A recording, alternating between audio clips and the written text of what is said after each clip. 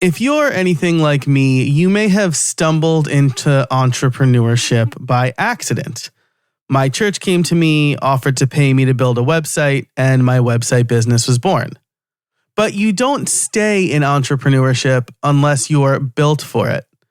And that is exactly the case with today's guest, Dylan Redekop.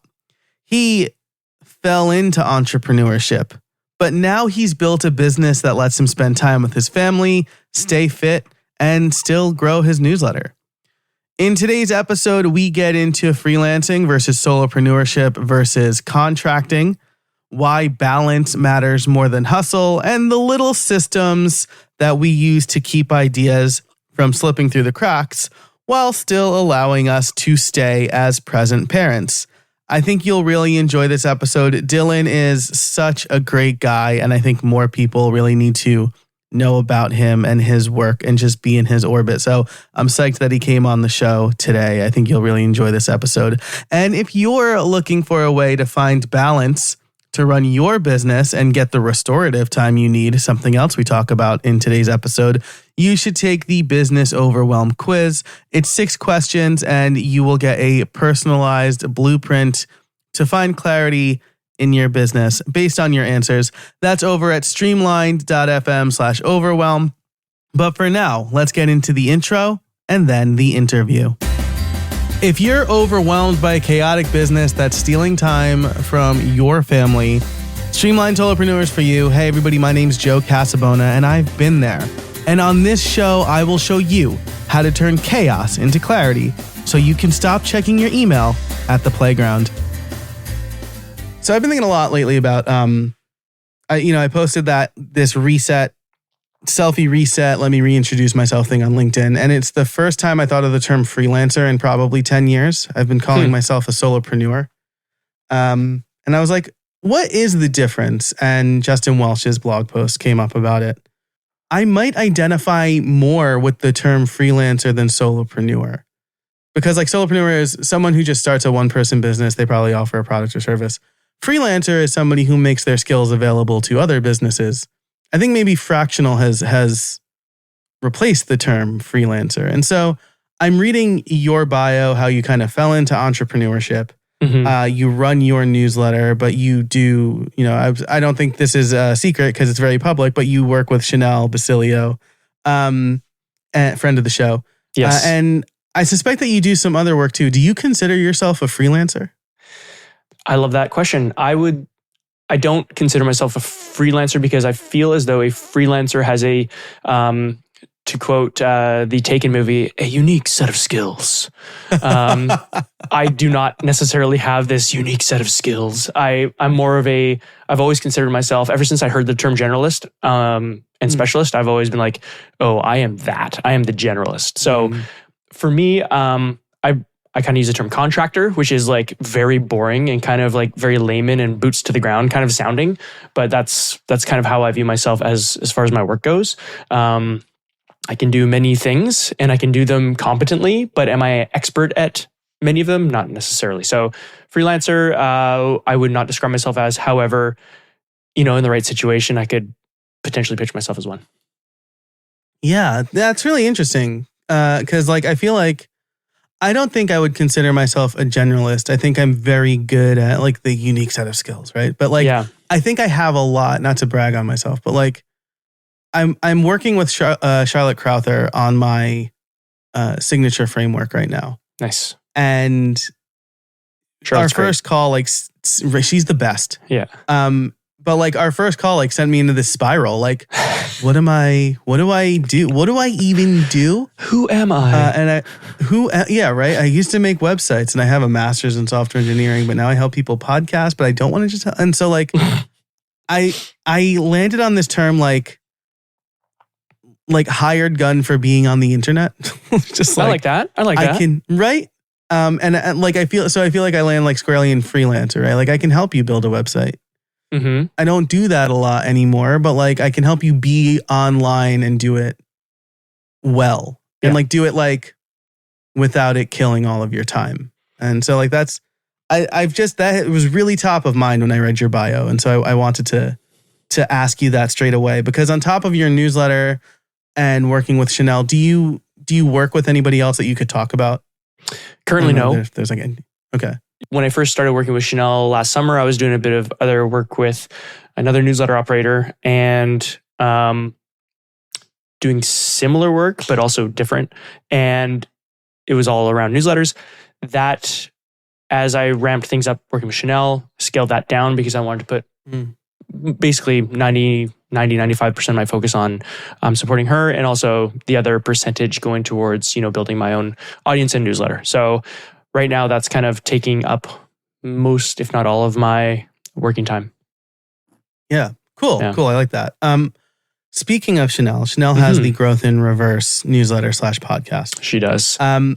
Your newsletter is called Growth Currency. I don't know if anybody's put this question to you, but how would you say you are different? Like what differences exist between your two newsletters? Oh, that's a great question. So everybody, more people listening to this will know of Chanel than of mine. So you probably know what Chanel does. Reverse engineers how newsletter creators grew to 50,000 subscribers or more. And so she does a lot of deep dive style content where she spends hours and hours researching people, how they grew their newsletters and monetize them, and then publishes that. My content is more around, at least in the beginning, I was really good at finding, like curating content, opining on that curated content, sharing how I would do it, and then also writing articles about how I am growing my own newsletter, how I'm monetizing my own newsletter, and my thoughts and ideas around how to do that, including like mindset, because I started writing my newsletters like, I'm going to publish 100 weekly editions of this thing before I stop, like 100 in a row. And that was like my goal. I started on Substack, 100 weeks later, which is about 2 years. I was able to achieve that. So I just kept that kind of framework as I was growing mine, and the newsletter has grown and evolved. And in terms of the difference between our two newsletters, I think hers is like much better content, if I'm being completely honest. And I'm not just saying that because I'm working for her. She puts a lot of time and effort into it, whereas mine's more of a curated sort of with opinion-based newsletter. They're both focused on newsletters, but sort of different approaches. Yeah, it kind of sounds like Chanel focuses on like what has worked, and you're focusing more on like what's working for me right now. Yeah. Right? Yeah. Our newsletters do serve a very similar audience, but our content is very, like you can be subscribed to both of ours and see very different content. At least you could. Now there's a lot of growth in reverse in my content, promoting our podcast and talking about the community a bit more. That being said, it's still, written by me, and it's not strictly driving people to growth in reverse. However, there's definitely a little bit more content in there about growth in reverse pro than there used to be. Yeah. So this is another really interesting thing, I think, is, you're a contractor for Chanel. I do contract work for both Justin Moore and RSS.com. How often do you promote the growth in reverse stuff in your podcast? Is it like when it really makes sense, or is it like every time? Like because like my newsletter? In your I'm sorry, in your newsletter. Yeah. Yeah. Okay. I don't know if there's been an edition in the last 6 months that I've published that has not featured some, whether it's the podcast or an article or something about the community or a challenge that we're doing. There's pretty much always something in there. And for me, it's a kind of the cliched rising tide lifts all boats sort of mentality that I'm going into it with, because if I grow my audience, I can grow her audience, and we can both succeed sort of together with that. So I have some stake in that too, from a professional standpoint, and just from a creator standpoint, helping out somebody who I deeply respect and admire and want to see them succeed as well. Yeah, I love that. It reminds me of, I interviewed Matt Medeiros on this podcast a few weeks ago. Okay. And I asked him like how he's like he's like a friend from the WordPress space and the podcast space. Okay. But I was like, how do you, because he's a dad to three, he has a full-time job. He has 2 side hustles. I'm just like, how do you, right?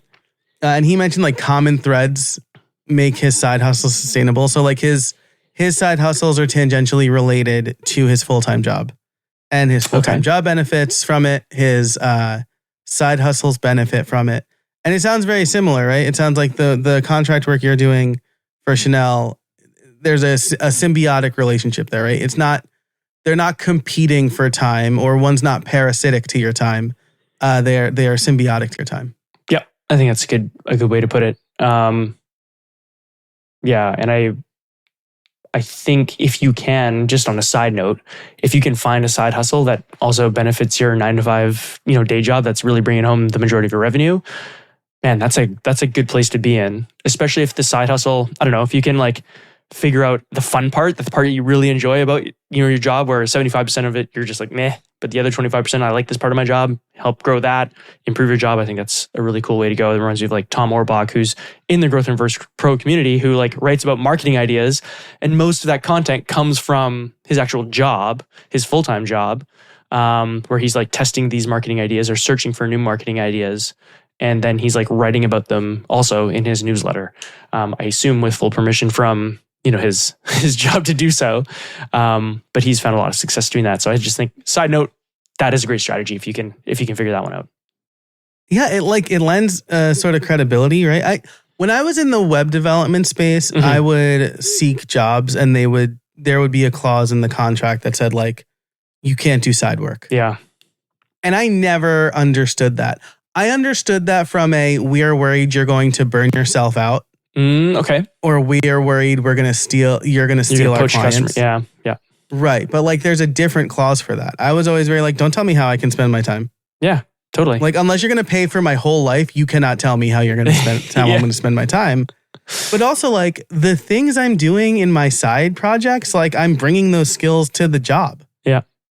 So like, I never understood that. And it was always like a no for me. I was always in those interviews. This is why I'm unemployable. In those interviews, I would say, I have a side business and I'm not going to give it up for this job. Yeah. Yeah. So if I can't do both, I'm walking away. I mean, I would respect somebody, honestly, as somebody who's looking to hire someone who has that much conviction in what they're doing. So I think that anybody who doesn't hire you because of that obviously is not the person you want to work for. But anybody who does, I think that actually says a lot about them too, right? In terms of respect and admiration. I had a funny story that reminds me of a job I had. I'm not going to say when, because I don't want to expose anybody in particular, but one of my many jobs I've had in the past, we were one of our employees who worked kind of, that I was a direct report to. He had a personal Instagram side hustle, and it was literally not making money. He had like maybe 15 followers. But I was told that I needed to have a chat with him and tell him that was not allowed. And there was no mood. What do they call it? Moonlighting? No. Yeah. Moonlighting is the okay. word. Yes. Okay. Yeah. Like you're not allowed to moonlight while working at this place. And I thought that I'm like, I struggled very much with this conversation because I felt like a hypocrite, being that I was writing, my own personal newsletter at the time and wanting to ramp that up. And I just wasn't, obviously sharing that because at least I wasn't now, especially. So I think that is a failing strategy in the world we live in. And though I understand from the business owner's perspective, they want all of your time and attention and energy to be creative energy, especially to be focused on helping him grow his business. I also think that's not realistic. So, it was a weird conversation. And that reminded me of what you just said there.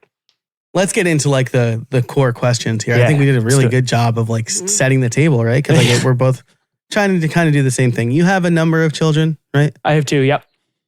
You have 2. Okay. I wasn't sure if that was like public or if I was getting the No, that's all good. Yeah, cool. So, with that in mind, there are like a few.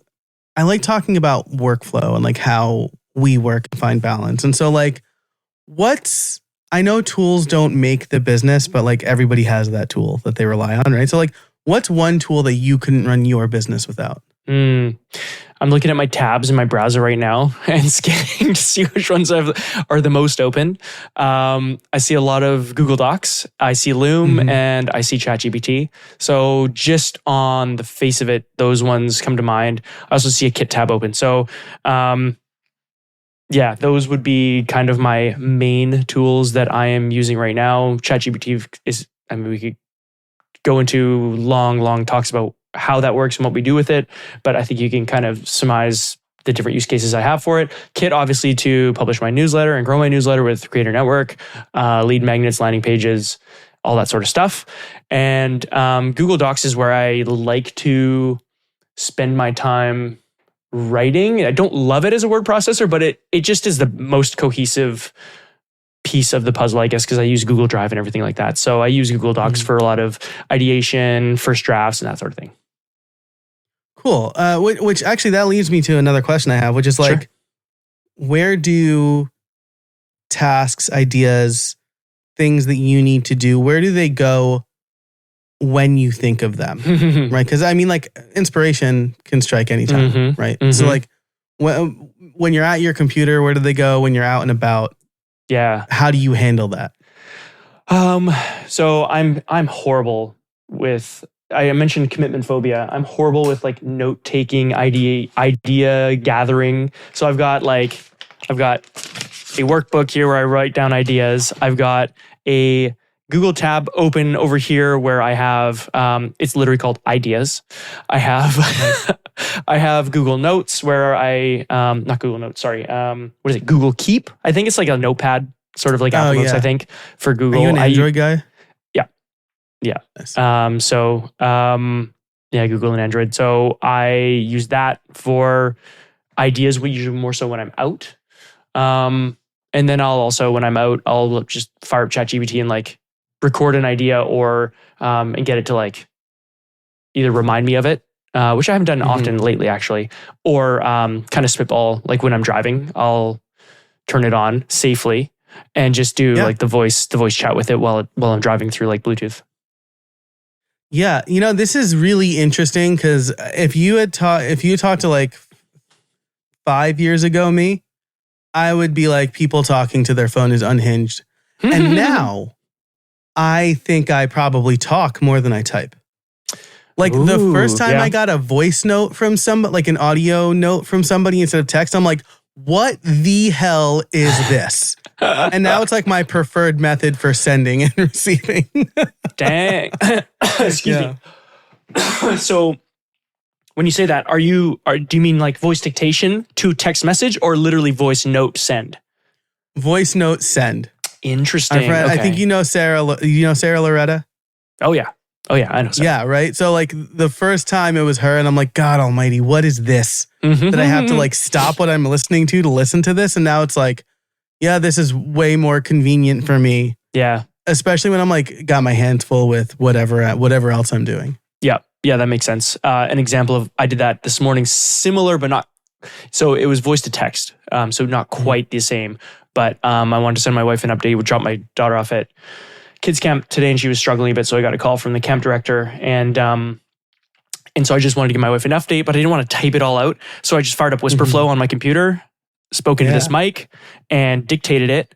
Whisperflow cut out all of my ums and uhs, and it even like put the right like quotations mark, like she said, da da da, Dad, I don't want to be here, and I said, don't worry, honey, I know you can do this, and like it was just like, wow, that was so much faster. Even though I sent it as a text, it was just still so much faster than just typing it out. You know what I mean?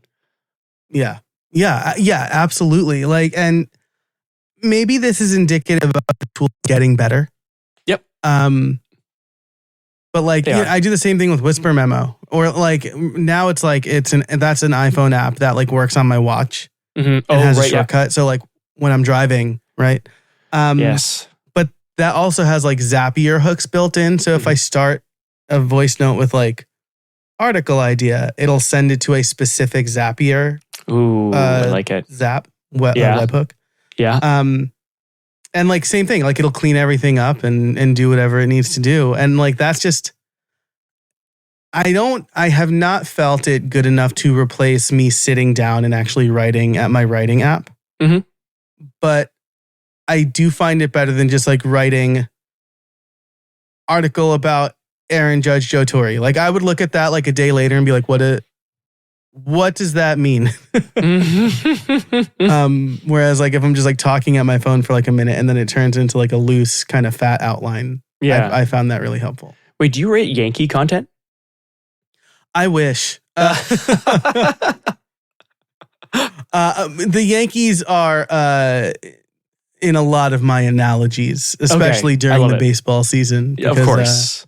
It's what I watch every game more or less as long as I can. Okay, so I mean, I think this makes sense, right? Because I think like a lot of us struggle with like, or at least I've been thinking about this a lot. I don't want to stop playing with my kids to write down an idea. And I also don't want to lose that idea. And I think it's probably like, some of them are, I used to be really bullish on like no lost ideas, right? No idea left behind. Yeah. And now I think it's kind of like, well, priorities and some ideas are going to be lost. And probably most of them are not very good anyway. Yeah. I think that's a good mindset to have. I am probably not great at that, although I found myself in the last, year and a half to really be letting go of the working when I'm not working kind of mindset. When I was working more so in the corporate world, and like my free time was also my like side hustle time, my newsletter writing time, my ideation time, but it was also obviously my family time. And so those two worlds collided a little bit more frequently. I remember I came up with the name growth currency while I was playing with my 2-year-old daughter on her landing. Like it was just like, so I did the thing where I'm like, ooh, I got to take the like voice. I can't remember if it's a voice note or I just wrote it down, but I'm like, I like that. So I'm going to, keep that. And my daughter was 2, so she probably didn't even clue in that I was doing that. But I think there's a time and a place for like a good idea that you definitely don't want to go. I think people will forgive you if you take a whole 20 seconds and do that. But at the same time, you don't want to every 5 minutes be taking 20 seconds or every 2 minutes be taking 20 seconds, distracting yourself. Your kids are going to pick up on that pretty quick that you are not fully engrossed in the activity and that you're distracted. And whether they say anything or not, that leaves a bit of an impression on them. So I think that a really good idea will probably come back to you. I'd like to even venture a guess if you don't have a chance to write it down or you don't want to show that you're being distracted. So, and if it doesn't, somebody else will grab that idea out of the ether and run with it. And, you can just give them a hat tip and say, you're welcome, because I passed on that one. Yeah. I put it out there. Yeah. Exactly. It's like everybody who says, I said this, I thought of Facebook before Facebook. Right. And so I'm like, I could have made Facebook. And no, I could have made a website. That worked like Facebook. No, there's only one Mark Zuckerberg. Right. And so as far as we know, at least. Yeah, fair. No, what I mean by that is, he is obviously a very driven is an understatement, but he's a certain person, and he took Facebook to where it is because of how compelled and how driven and how convicted he was on the idea and on the business. And the Vanderboss or whatever the twins name that he stole the idea from, like whether he did or he didn't, he took it to the level that I don't think they would have been able to. Right. Yeah. I mean, case in point, right? Like they have the Winklevoss. Thank you. I was like, this is close, but Van Winkle, would not stop thinking about Wonderboss. it. Yeah, something like that. Yeah, right? I knew I had something there. Right. Yeah. I mean, like case in point, right? Like it's not like they came from nothing. They came from money, and they became crypto bros for a while. Maybe they still are, but like they should have stuck with it. Yeah, absolutely. Right? Their sake they did. NFTs, baby. But so you're right. Like it takes a lot more than just an idea, and I think remembering that is important. And capturing the ones that really feel good is all. Like taking 20 seconds, I think, like you said, is probably fine. Also, probably the reason I do a lot more dictation now. Yeah, because I'm like a slow. I never got like T9. I think we're of a similar age where you remember T9 texting. Yeah. No, I couldn't do that. No. And now it's like I just like can't. I think it's because I downgraded from the iPhone. Not downgraded. I went from the iPhone Pro Max to the iPhone Pro. Oh. And like the size difference is just enough that I keep messing up typing. Oh my God. That's hilarious. Anyway, okay, so I really like this. Let's talk about like a good work day for you. Like what would you consider a productive day? Man, that's That's a good question because a productive day for me is less about how much work I got done.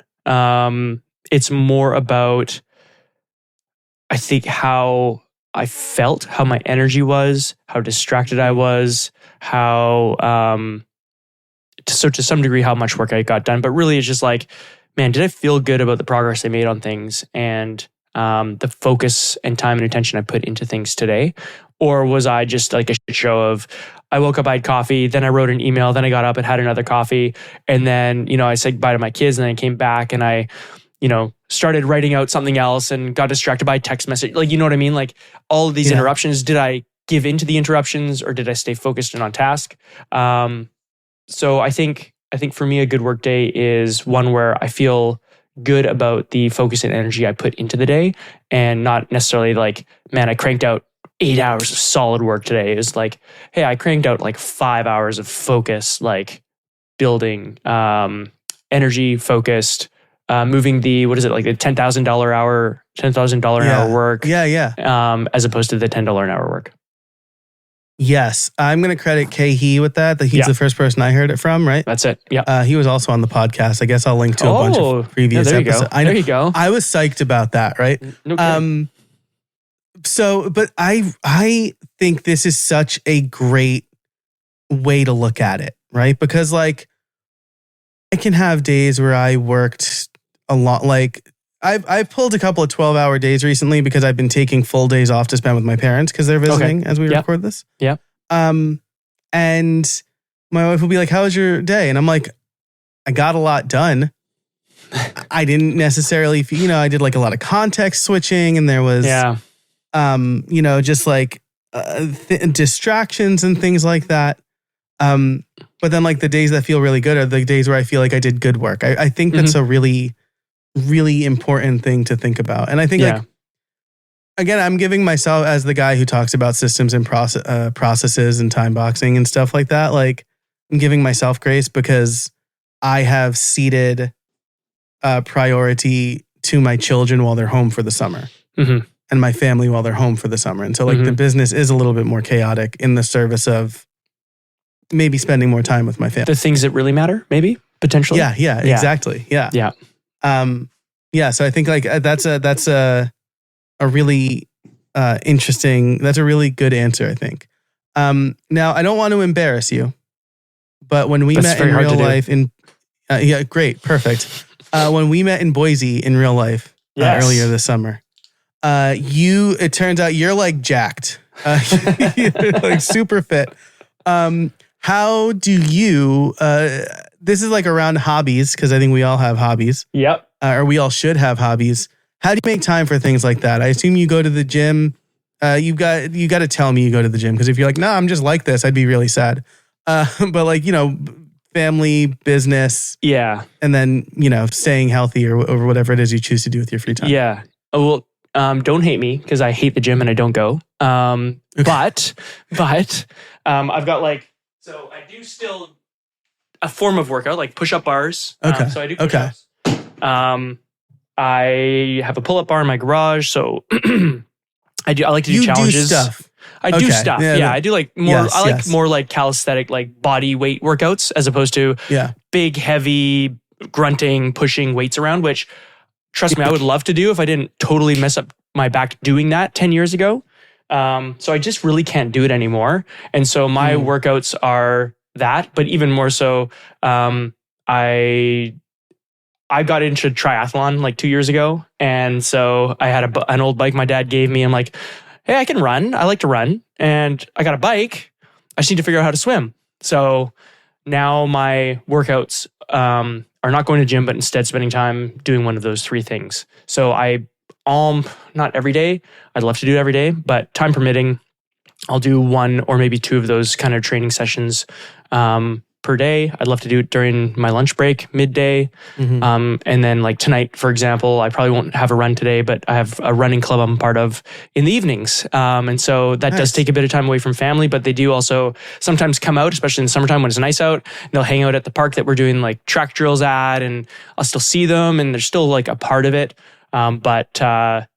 It's when it comes to that sort of, balancing family, hobbies / fitness and work, sometimes some of those things have to join up together. So that's an example of when they do join up, but otherwise, I can typically do it when people are either at school or at work. So I'm not taking time away from my wife and my kids to train, although I will still go for maybe an hour-long run on the weekend, or ride. But I try not to let that interfere too much with time off of work. Yeah. But like oh gosh, I almost said double click. I hate saying that. But like I think to drive home this point, right? Like restorative time is important, right? Like my wife and I, we don't want to say it explicitly in front of the kids, like when we can tell one of us is getting annoyed and frustrated and maybe not being the best parent we can be. And so we'll say, do you need a break? Right. And that's our code for this isn't a question. Go away. Yeah. Go somewhere. My wife has sent me away a few times because of similar. Yeah. Yes, go for mine too. Interestingly, my wife is less likely to take that directive when I say it though. She's been better over the summer though. I think it's it's hard, right? Because she works like 3 12-hour shifts, and so as a nurse, so like, it's hard. I'm more willing to take it because I am home all the time, and when the kids are home and I'm home, I see them. But like, she'll leave the house before the kids wake up and get home after at least the littles are in bed. And so on the day she's home, I think she feels like she needs to maximize time with them. But like you said about productivity, like 4 good hours with your kid is better than 5 crappy hours with your kid, right? Yeah. Like, if that 1 hour is going to make you a better parent for the rest of the 4, then go for it. Right? It's true. I just get, I don't know, grumpy, down a little bit if I don't get a little bit of that in over a period of time. I'm not saying like I have to do it every day, but if it's been like 3 or 4 days and I'm like, man, I haven't done anything for my own personal health and fitness. And it's also like a meditative time. Like I love, I mentioned I joined a run group, which is fun, but I love mostly training on my own and just like being outside, being with my own thoughts. Usually that's a good thing. Sometimes not, but being with my own thoughts, pushing myself, being proud of the fact that I'm, hopefully extending my life a little bit by exercising and also being a good role model for my kids where they see, hey, dad enjoys being physically active and he likes doing it, he has passion around it.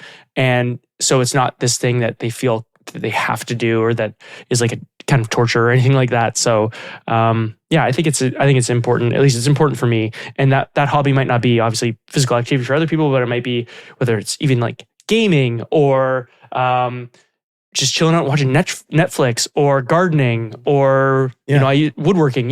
It can be anything, but as long you have to take some of that time for yourself so that you can fill that bucket and then be more present for your family. Yeah, for sure. And we all need that restorative time, right? Our battery gets low, we need to recharge. Yeah. That's what the shed with the Yankee game and the cigar, that's what that is for me. Right? Exactly. Like, though I am trying to, the gym is work for me. I don't like working out. I shouldn't say that. I like how I feel after I work out because I give maximum effort, right? Yes. I don't like read, like, there are people who are like on the treadmill, like reading or watching TV and they're just like, no, I have to be like gripping for dear life. If I'm not like drenched, if my shirt is not a darker shade when I'm done, I don't feel like I worked out enough, but it's like the inertia of getting to the gym is the thing that's like the hard part for me. Yeah. The black shirt better be blacker. By the time you're done with your workout. Yeah, I always wear a gray shirt, right? Because you can tell when you've sweat through that. Yeah, thing. Exactly. I can tell, so can everybody here. I work my ass off. That's right. Folks. Everyone knows. Yeah, wild, right? Okay, so we've been talking. I feel like we've covered a lot of different topics, but there's this thread through it, right? There's through line, how are we building our lives to be successful business owners in our own right, and then also be present for our family? What's something in your business or your workflow that needs improvement?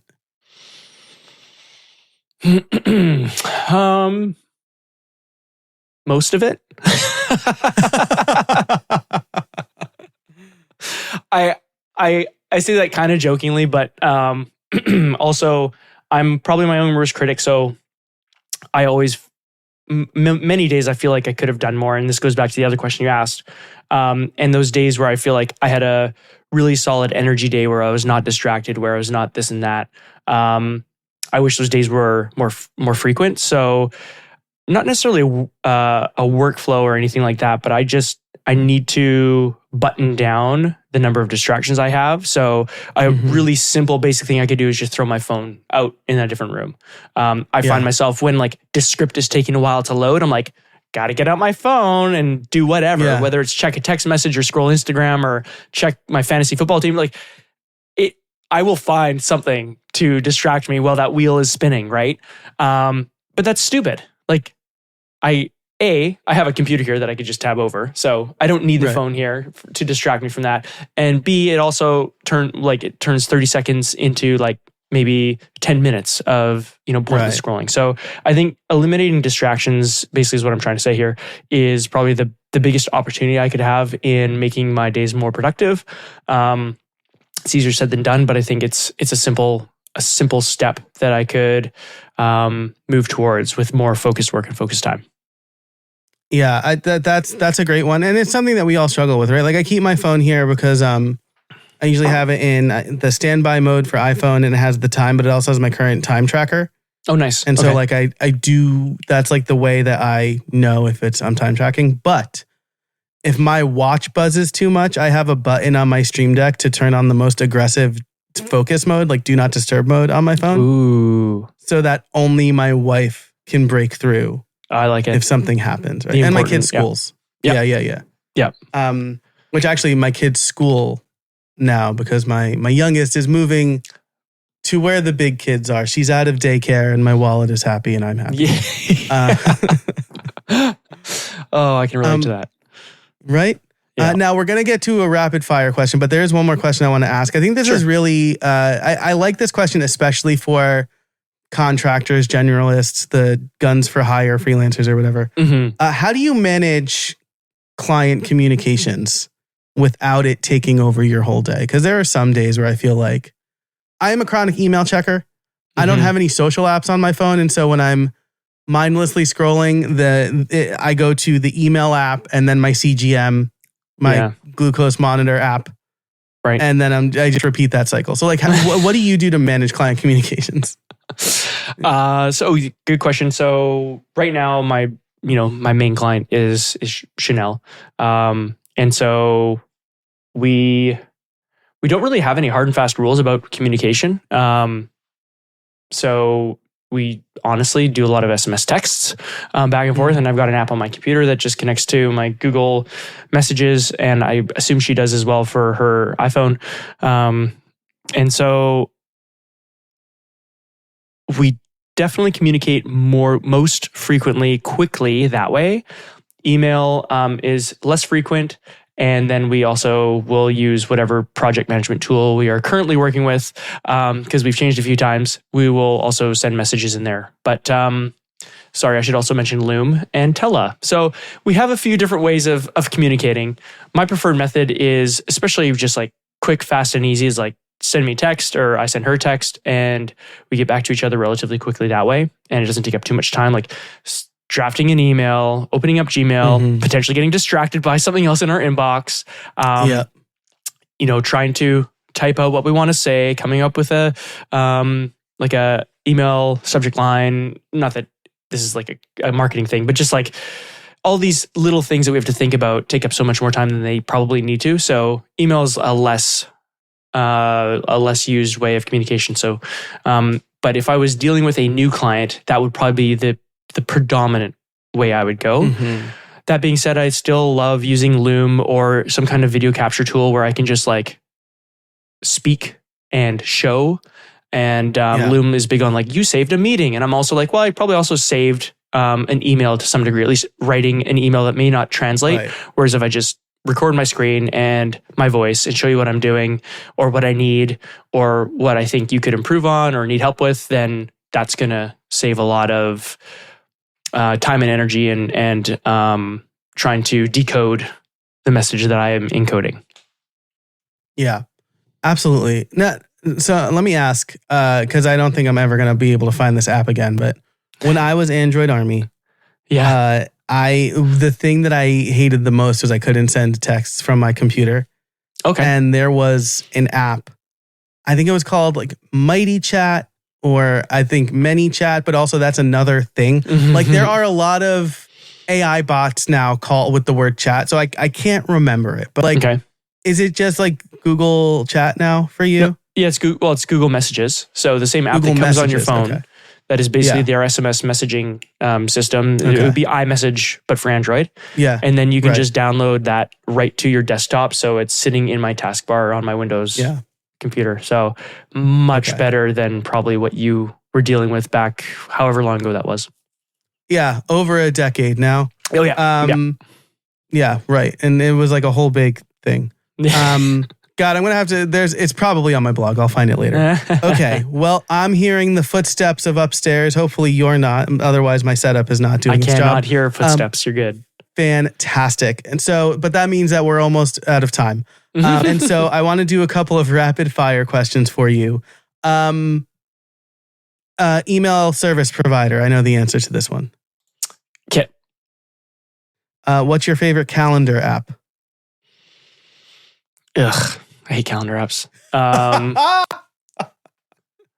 So sorry, let me rephrase that. Are we talking about just like what do you use for your calendar, like Google Calendar, or are you talking about like booking calendar links, like booking links and stuff? Ooh, great question. I was thinking like, what do you use for? I use Fantastical for my calendar, and I suspect most people just use the stock calendar app on their phone.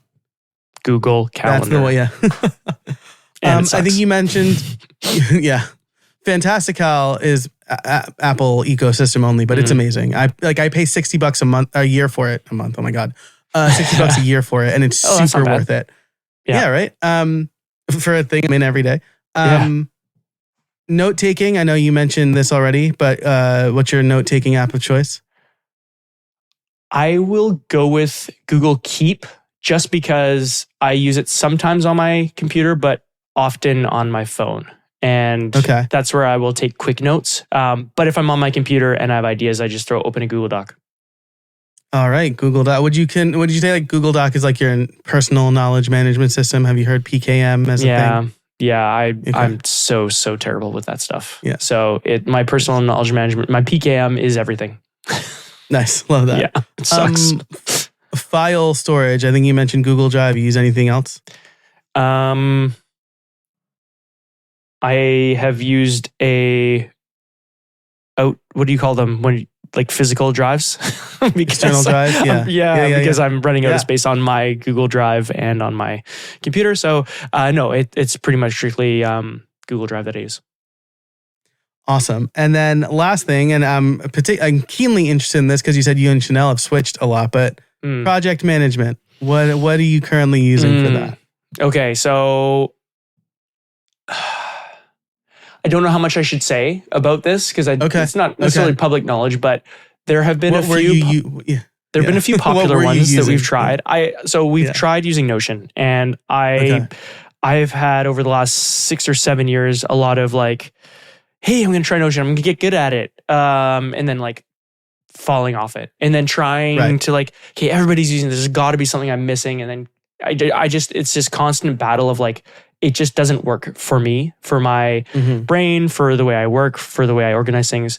And so we were using that, and we used it for the better part of the year. But we've recently switched to something else. And I mean, I don't know why I'm keeping it. We started using Trello because it was like, honestly, so simple. Yeah. And we're both very ADHD. And it's just like, no, I just need to see everything and then be able to like move things simply. Definitely like limited functionality in terms of like how deep you can go with it and how you can make things more, I don't know, like Notion you can do so much with, but that was part of the problem. So we just love we love the box that is Trello, and it's just so easy for us to see where things are, where they need to go, who's doing what, and the different, like, it's just, we've only been using it for a few weeks, but it's been a bit of a game changer. So will we stick with it? We'll see. But that's where we're at right now. Well, I like that. I like that you're evaluating, and because I think like I use Notion now, but like also like I, for some reason, need to customize all the views for everything forever. And like Notion works for me for that, right? Yeah, that's good. Awesome. Dylan, this has been great. It has. If people want to learn more about you, where can they find you? You can find me on predominantly, you can find me on LinkedIn. You can subscribe to my newsletter at growthcurrency.net. And you just, search Dylan Redekop on LinkedIn. I think I am the only one. I'm sure Joe will probably throw that in the show notes. And I don't really hang out on Twitter anymore. And those are kind of the two main places you'll find me. All right. So yeah, I will link all of that in the show notes over at streamlined.fm or wherever you happen to be listening and or watching this. Until next time, I hope you find some space in your week.